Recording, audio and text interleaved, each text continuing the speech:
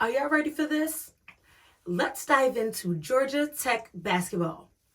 I'm going to be talking about the specific game against Boston College.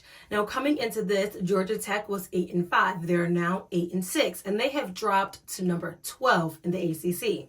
And before you swipe out of this, welcome back to Pretty Girls Love Sports. Make sure you at least like, share, follow, subscribe to this video. Now, they're saying that this loss to Boston College is really bad for Georgia Tech.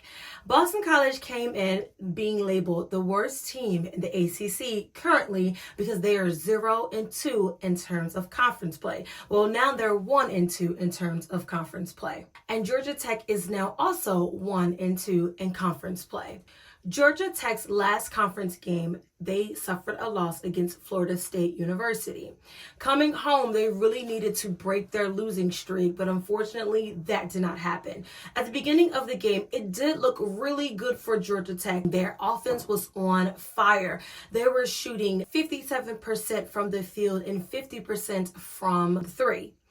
Now, Boston College also looked pretty good, but they were not as fired up as Georgia Tech. Boston College was really trying to work on their defensive scheme, as I previously stated that they would need to do in order for them to be contenders for this game. Coming into the second half, there was as big as a 16-point lead from Georgia Tech, and they let that dwindle quickly.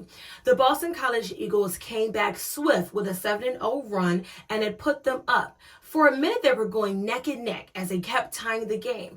But Boston College showed a different level of grit and a different level of taking it to the basket.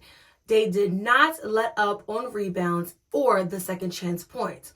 Now, some people are saying that the officiating was a little bit questionable as there were some fouls and technicals called toward the end of the game. But we cannot blame the officiating itself on why Georgia Tech lost the game. The second half, Georgia Tech did not come out as fast and furious as they did in the first. They allowed Boston College to make a lot of shots, and they kept sending them to the line. And even when Boston College sent them to the line, they missed a lot of free throws that could have been extra points to put on the board. Now, looking at them in the second half, Georgia Tech was only 50% from the field and 20% from the three. That is a drastic difference from the first half.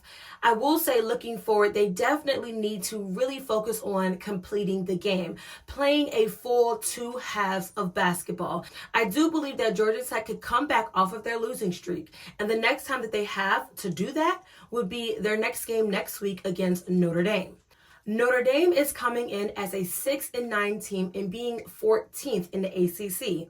This is a conference game for Georgia Tech, so this could be the token that they need to get out of their losing streak. If you like this content, be sure that you're liking, sharing, and subscribing on all social media platforms at PG Love Sports. Thank you so much for watching, and I'll see you next game.